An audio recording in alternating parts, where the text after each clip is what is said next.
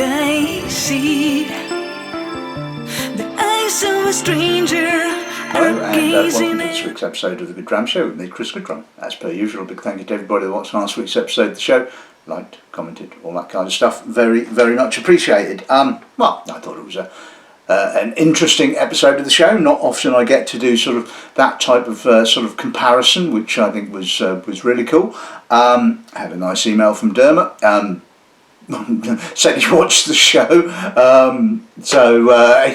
Guess they were happy. Guess Friday Bay were happy, which is really good because obviously when everybody's happy, everything is less stressful, isn't it? You know. Anyway, on to this week's episode of the show. So, as you well know, some of you viewers, you lovely viewers, and customers of a certain whisky shop, kindly drop me in samples from time to time, and it's very, very much appreciated. The support that you guys give me, the industry, all that kind of stuff. It's very, very much appreciated, and I wouldn't be able to do this without your assistance. So every now and again, I like to do an episode of the show with a viewer's review, if you like, or a viewer's choice, or something like that.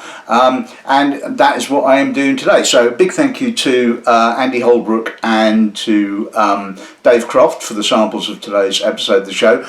Both guys are big Campbeltown whisky fans. Go to the festival on a fairly regular basis. Seem to be probably slightly bigger fans of Glen Scotia than Springbank, and well, I'm always happy to do an episode of the show on the lesser well-known distillery, shall we say, although I'm imagining there's probably a lot of people are going to go, well, it's not that unwell known. I like Glen Scotia, and yeah, well, I love Glen Scotia as well. I'm a big fan of Glen Scotia. I like Campbeltown whisky, so but it's, everybody goes on and on and on about Springbank, being the dogs, doodahs and all that kind of stuff. So it's nice to kind of like just go, yeah, okay, that old Springbank makes a lot of noise over there, but we have another distillery in Campbeltown, and that's always nice to sort of look at. So I'm not going to waffle too much because I've done several episodes of the show on Glen Scotia before, and I'm fairly certain that Andy and Dave have probably supplied samples for those episodes as well. So I'm just going to sort of introduce today's lineup. So the first bottling we'd be looking at is the Campbeltown Malts Festival 2024 release. This was a 9-year-old bottled at 56.2%. It was unpeated spirit, apparently, which spent 6 months finishing in ex-Fino sherry casks. Bottling number 2, as you can see, Andy sort of seriously annotated labelling there. This is the Campbeltown Malts Festival 2023 release. This was an 11-year-old bottled at 54.7. It was lightly peated spirit, and it spent 12 months finishing in white port casks. Bottling number 3 is the seasonal release 12-year-old bottled at 54.7%. I think this is the 2022 seasonal release, I think. Yes, indeed. Yes, the 2022 seasonal release. It spent 12 months finishing in heavily charred ex-bourbon barrels and first fill Oloroso hogshead, bottled I believe in September of 2021, although it was the 2022 seasonal release. Yeah, okay, Campbeltown has its own kind of timelines. It's all kind of confusing, isn't it? Whisky can be like that sometimes. Anyway, so on to the next bottling quickly before I sort of put my foot in it again, I suppose. This is the Icons of Campbeltown release number 2, The Dragon.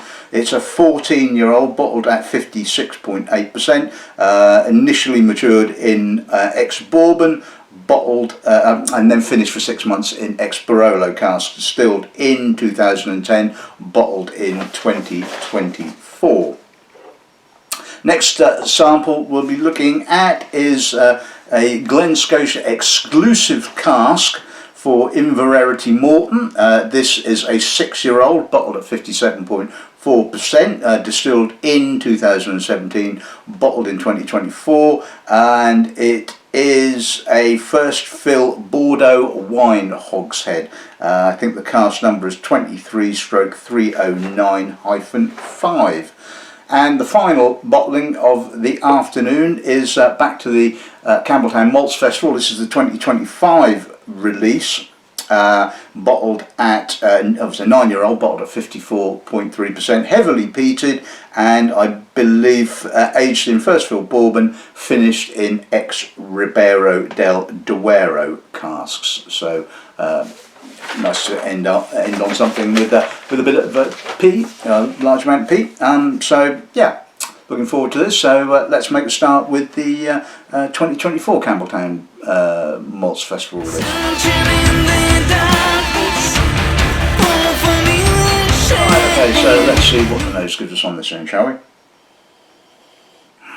There's a lot of pheno there. In actual fact, I'm quite surprised at how much pheno character there is for sort of like a relatively short finish, and goes to show that, you know, finishing is not a precise science and you have to keep an eye on the cask. Now, it's not overly pheno. There is a lot of pheno, and I think one of the interesting things about pheno sherry is that it, even though it has that sort of like, you know, oxidized, sort of slightly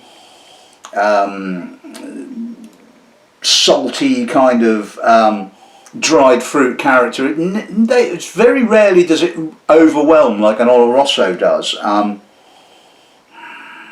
There's some nice fresh apricot mixed in with the dried apricot. There's tangerine, a little bit of walnut, and it's quite intriguing. I mean, obviously Glen Scotia does tend to have some peat in character, and there's an earthiness there, and there's the obvious Campbeltown funk note, but it's really strange that there's no peat there at all. But it's lovely. I mean, it's really unusual, and I do like to sort of taste whiskies from distilleries that use a bit of peat, or a lot of peat as the case may be, and then they produce an unpeated spirit. It's really intriguing, and it just kind of allows you to sort of see the character of the spirit without the sort of like the peat interference, if you like, although in this instance the sherry is quite noticeable, so it's interfering, but it's not overly interfering, if you see what I mean. Anyway, let's see what pass away.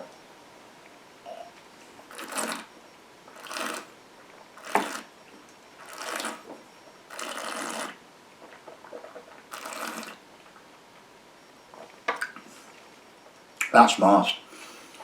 That's very pheno. A lot of pheno. I'm getting lots of dried grape, dried apricot, salt, dried fruit, tangerine. It's a lovely oiliness, which I often associate with Glen Scotia. A little bit of funk, but not very much. Not much on the finish at all. It is very masked, and I'm quite surprised. I mean, it's 56%, so you know it. I suppose you pay the ferryman his dues on that one. Anyway, let's put a little drop of water with it and see what that does. Getting a little bit more nuttiness now, sort of, you know, almost kind of sort of pheno manthania, sort of nutty, more nutty manthania, which is an aged pheno. I get a little bit of banana coming out now. There's a subtleness now. It's really quite subtle. Possibly a little bit more spirit character, a little bit more fishiness coming out now. Less pheno, but still, you know, pleasantly aromatic. And like I said, really strange not smelling any peat. Anyway, let's see what the puzzle is.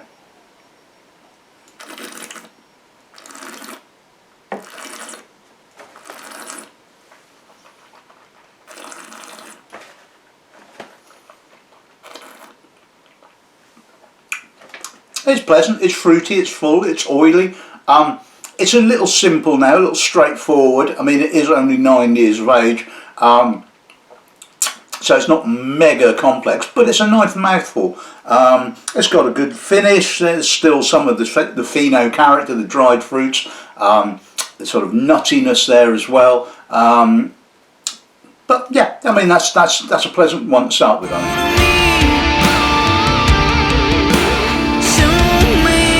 So Let's move on to the 2023 Campbeltown Malts Festival, 11 years old, white port finish. Let's see what the nose gives on this. Quite reserved, very oily, very full, grapey, oxidised apple. Again, quite a bit of white port notes, little coffee note, honey, touch of violets, a little bit of salt, a little bit of waft of peat. It's kind of almost blink and you miss it, but there's that slight sort of earthy peat just kind of wafting through. A little bit of burnt wood, some sweeter funk notes coming out now. That's a lovely nose. This is really quite complex. I mean, and again, I like white port finishes. You don't see very much of them, and it does seem that they add that kind of, you know, sort of grapiness. They add that sort of like slight oxidative character, but again, often tend to be sort of like, you know, not sort of overwhelming the spirit. And again, I think whatever the blender is at Glen Scotia has done a really nice job of keeping an eye on this. Let's see what the pat's like.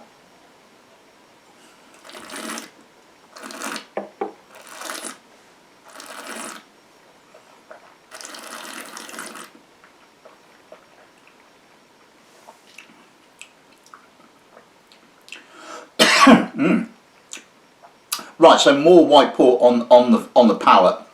Kind of kicks off with that sort of oxidised apricot, apple, a little bit of a nuttiness. More peat than the nose suggests. It's got certainly more peat character coming through on the mid palate and a lovely earthiness. The Campbeltown malt and funk notes coming through as well. It's a lovely cleanness to it. I just can't speak. It's a lovely cleanliness to it, and lovely length. A little bit masked, but some nice spice notes there, and again I think the balance is really good. I like how it kind of like kicks off with the oily apricot-y kind of white port character and the oxidised fruit, and then kind of returns to it on the aftertaste. So I love that kind of progression. Let's see what a little drop of water does to it.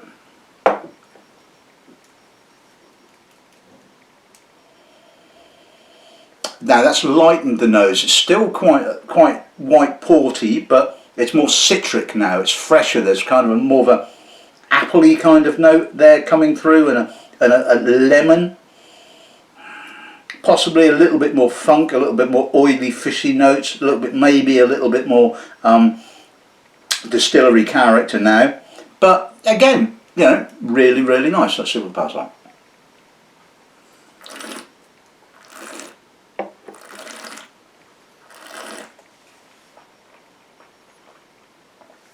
Again, more distillery character on the palate, fuller, still quite oily, a little sweeter as well, a little bit more sweetness to the apricot. There's a almost kind of conserve-y kind of note going on. Medium length, still nice finish, oxidised fruit on the finish, the white port coming back again in the aftertaste. Quite coastal, yeah, that's not a bad bottling at all, I think.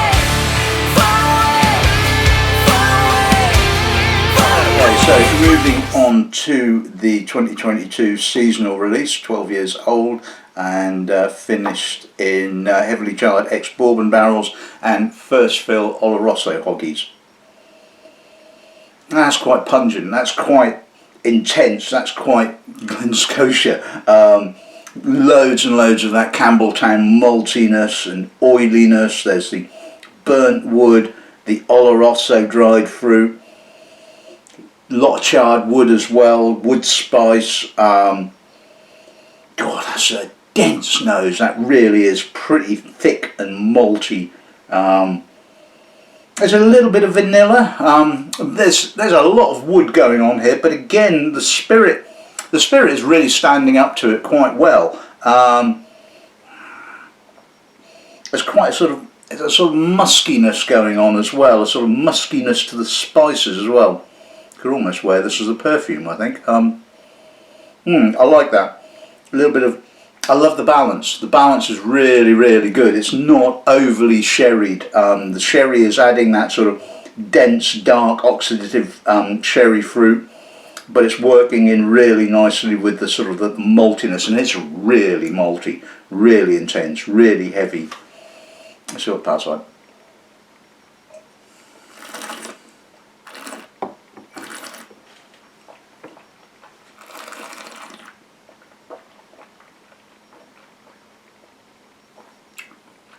Now that's a surprise. The palate is lighter. Wasn't expecting that. There's more of a kind of barley focus as opposed to a maltiness. The nose was very, very malty. The palate not so malty. I'm getting the American oak. I'm getting the sort of toastiness, the charred oak, a little bit of spiciness there as well. There's a very subtle Oloroso character coming through. A little bit of dried fruit, raisins. Touch of malt, some funk as well, although the funk is very, very light. Again, that's a lovely whiskey. It's got lovely complexity. It's got all the elements kind of coming through. You're getting the charred oak, you're getting the Oloroso, you're getting the distillery character. That is just wonderfully balanced, I think. Let's put a little drop of water with it and see what that does.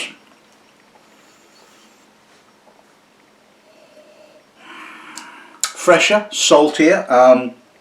Less charred oak, less, well, the Oloroso has practically disappeared. It was that subtle to start off with. Still quite malty, still oily. Again, more distillery character, less oak. That's what it tastes like.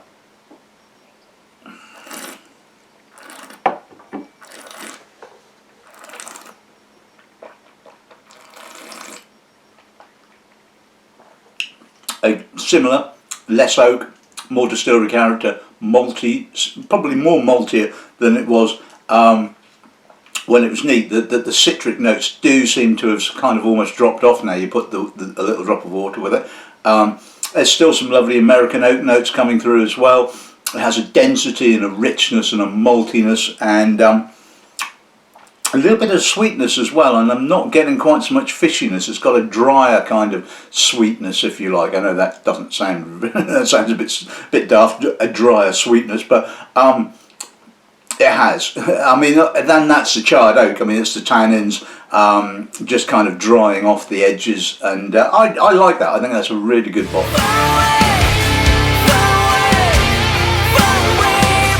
So let's move on to the icons of Campbeltown, the Dragon. Love the label on the bottle, by the way. I think the label is very, very cool. I mean, the Glen Scotia labels. I mean, who remembers the cows? I mean, I loved those labels. I mean, yeah, all right. There was I think, was it the 15 that was a bit of an iffy bottling? I loved the younger one. I think it was a 12 and the 21, but the 15 was a bit iffy. And I always found that with Glen Scotia, is that sort of like the mid-teens bottlings always just disappointed to a certain extent, and I developed this hypothesis that sort of like, you know, it became a bit of a stroppy teen, you know, never seemed to work quite well at that kind of age, you know. It's either young or quite old, and they seem to work quite nicely. But anyway, nose has got an obvious kind of Barolo tart cherry character coming through. Quite a lot of Campbeltown funk, more funk than any of the other releases, I think. Savoury, meaty, malty, tautly spiced, tight American oak tannins. Again, lovely nose, very different. But again, we are still getting the Glen Scotia character, and I think that's been evident throughout this, that whatever you kind of throw at it, as long as you don't throw too much wood at it for too long, the Campbeltown or the sort of distillery character will come through in a noticeable fashion. See what it tastes like.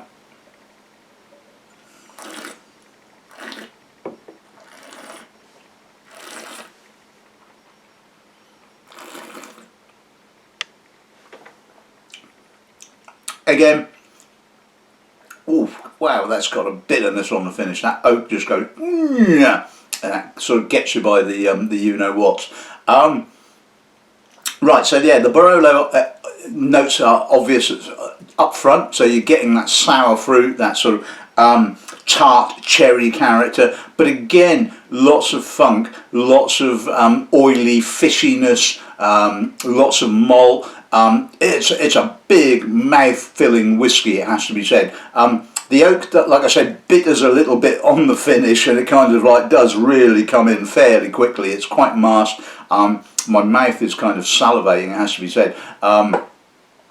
I mean, it's 56%. I was just about to say, well, it's only 56%, but I mean that's not inconsiderable. It has to be said, and I'm amazed I actually managed to say that after tasting 4 cask strength whiskies. But anyway, let's see what the nose gives us with a little drop of water. Again, it's following a very similar pattern to the other 3. Less cask, more distillery character, more fishiness. Still quite meaty, still quite malty. There's possibly a little sweeter note to the red fruits, but there's still that kind of slight astringency there. There's a little bit of peat smoke. Again, lovely. I really like it. Let's see what comes out.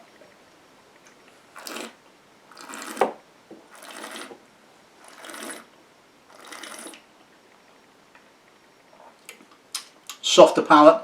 Not so grippy, not quite, again, not as much Barolo kind of character.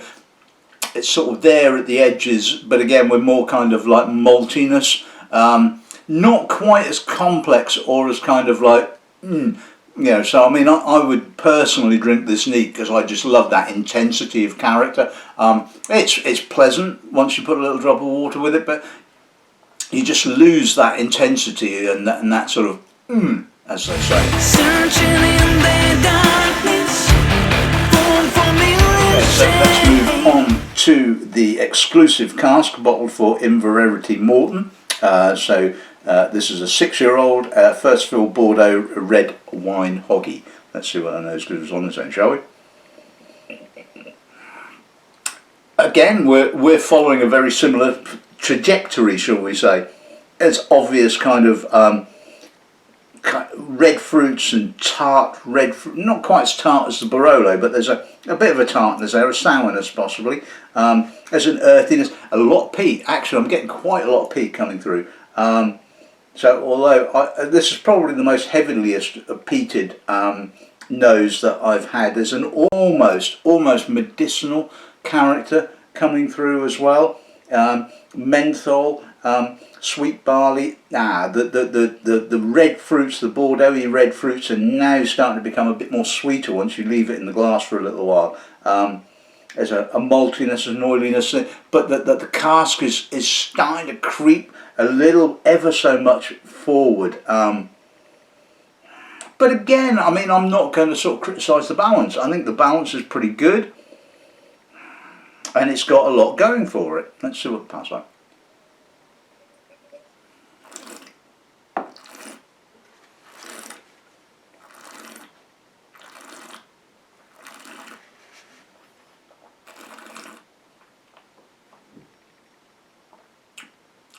Again, the palate is nicely balanced, as it does kind of have quite a noticeable red wine character. There's that sort of sweet, almost kind of glycerol rich kind of fruit notes, along with some fish, a lot of salt. I mean, the finish is very, very salty, very, very drying. There's a little bit of a funkiness there. There's the maltiness that I would come to expect from Glen Scotia. But again, that's really harmonious. I mean, it's a little bit on the short side, but that is obviously the alcohol masking it. It's 57, so again, not inconsiderable amount of alcohol. My God, I think I'm probably going to have a lay down after this. Let's see what the nose gives us on this end, shall we? And again, we're following a very similar trajectory. I mean, I love the fact that all of these whiskies are pretty much doing exactly the same thing. No surprises. You put a little drop of water with it, cask influence drops off, distillery character comes through.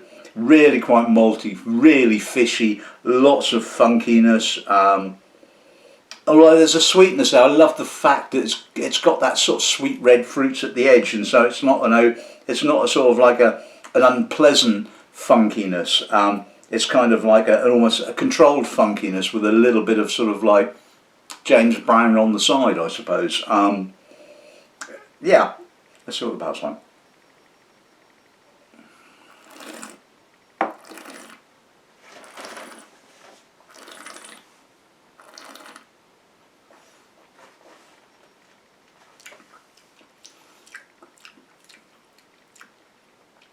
That's a bit young now. I mean, it's 6 years old, and you can tell it's 6 years old. There's an almost faintiness to the character there. It's kind of not doing an awful lot. It's all become a little homogenous. Yeah, the sort of like the red fruits are still there. There's a little bit of funk, a little bit of malt. It's okay, but it's kind of like, it's showing up its kind of relative lack of complexity because of its age, I think. So if you have a bottle of that, and I think, I mean, neat, absolutely lovely, really enjoyed that. The water didn't really do it a huge amount of favours. It's not killed it, but it's just kind of made it all a little bit more homogenous. But, you know, neat, absolutely fine.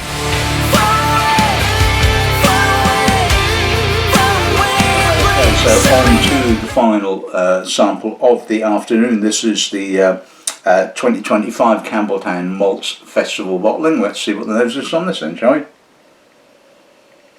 Oh, that's pretty heavily peated. That's quite medicinal and briny and really funky and fishy, and there's an edge there that the Ribeiro del Duero cask is adding a little bit of red-black fruits at the edge, but we're front and centre, sort of like, you know, spirit character, it has to be said. Crumbly peat, dry peat, almost medicinal peat, mentholy peat. Love this. But then I'm a sucker for peat, as you kind of well know. There's a little bit of heather, there's some seaweed. This is really complex. This is a lovely nose. And it works well with the sort, again, the wine cask notes are relatively subtle. They're not impinging, which is quite impressive. I don't know how long it's spent in the Ribeiro cask, but I would guess, again, we're looking at probably about 6 months or so. Yeah, that's certainly ticking my boxes. Let's see what the past like.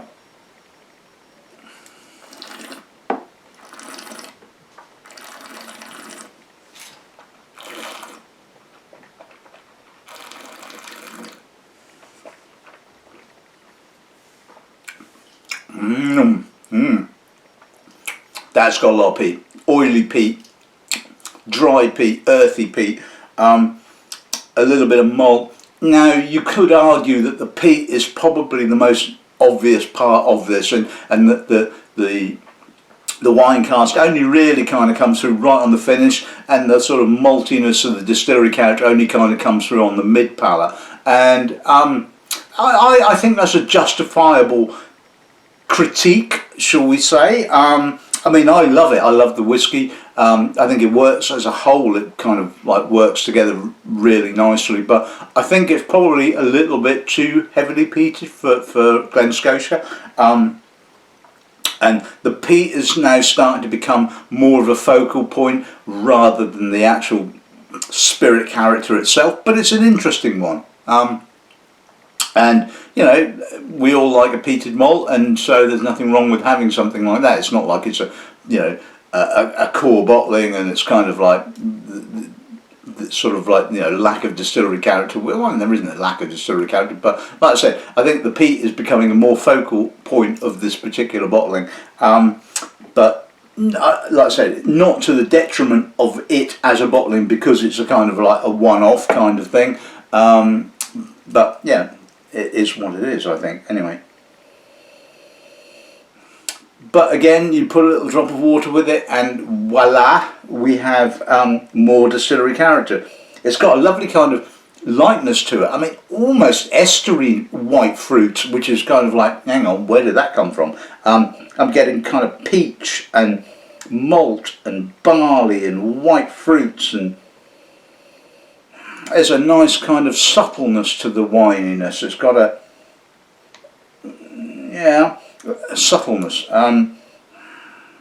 Yeah, that's, I wasn't kind of expecting that. That's kind of throwing me a bit of a curveball. I mean, there's still plenty of peat there, but the peat is no longer sort of up front and centre and in your face. There's now some distillery character, which I guess is basically sort of showcasing what has gone before. That, you know, you put a little drop of water with it, and out comes the distillery character. Let's see what that's like.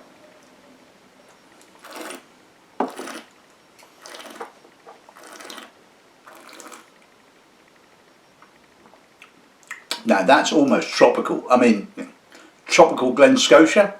Wow, that's kind of blowing my mind, it has to be said. Tropical. I mean, I can't get rid of that now. I mean, yes, there's a little bit of red fruits there. There's a little bit of oiliness. There's a bit of funkiness. But you know, it's almost kind of tropical, and it's just so unusual. It really does stand out, but I mean, it stands out in a good way, not in a bad way. So great one to finish on.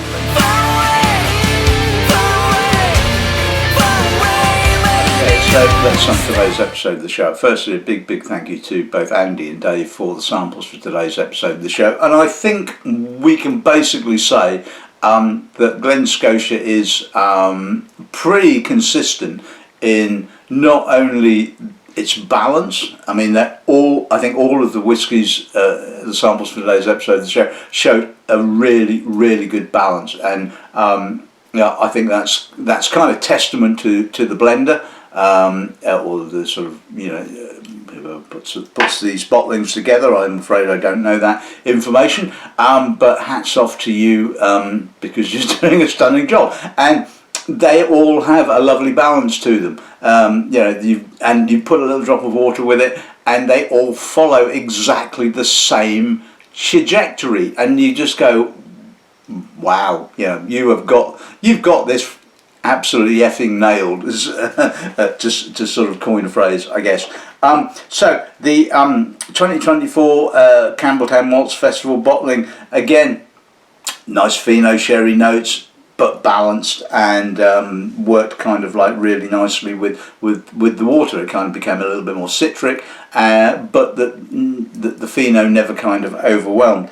The 2023 release, the white port, I really like that. I like white port finishes. It's something you just don't see enough of, in my opinion. And again, it followed the same kind of path and the same pattern as all of the bottlings in today's episode of the show. The seasonal release, again, I love the fact that the Oloroso didn't kind of overwhelm it. It did exactly how I like the use of Oloroso casks, to just basically add a little bit of sherry notes, a little bit of subtle dried fruit, and, you know, worked really nicely. The Icons, the Dragon bottling, yeah, I mean, again, sort of just followed the same trajectory. You've got the kind of Barolo-y kind of notes, the sour fruits, the sort of like the tartness, tart cherry, that kind of character, and put a little drop of water with it, and more of the distillery character came through. I thought, again, you know, not a bad bottling at all. The Invererity Morton bottling, okay, didn't kind of take the water too well, in that it did show up its kind of youthfulness and its kind of lack of complexity, but neat. I thought it was absolutely fine. Again, followed the same kind of pattern as all of the other bottlings in today's show. And the final bottling, the 2025 Campbeltown Malts bottling, yeah, lots of peat, and maybe you can argue, as I said, that maybe too much peat for the sort of like the and that became the focus, and that's not just a sort of like a critique of that particular bottling, but a critique of sort of all kind of distilleries that tend to play around with peat, which is not their kind of normal raison d'etre, shall we say, and the peat ends up becoming your focal point, and rather than it's sort of like, you know, just augmenting. And it's I think it's as difficult. I think it's harder to get the kind of peat right than it is to get the use of sherry right. It has to be said. But in the end of the day, interesting bottling. Nice to see kind of something slightly different, and I guess that's it. It's the Campbeltown Malts Festival bottling. It will invoke sort of conversation. Some people will love it, some people not so, and that, I think, at the end of the day is what whiskey should do. It should invoke a conversation, and, you know, nobody wants bland bloody whiskey at the end of the day. You know, you want something that you either kind of love, hate, maybe, you know, but something that stirs the soul, shall we say. So anyway, that's this week's episode of the show in the bag. Again, a big thank you to Dave and Andy for the samples for today's episode. I've really enjoyed it. I think it's been really good fun. If you don't know Glen Scotia, go and pick up one of a bottling. It's a great distillery, and it shouldn't be in the shadow of a certain other distillery. But until next week, all I can say is good afternoon and good drumming.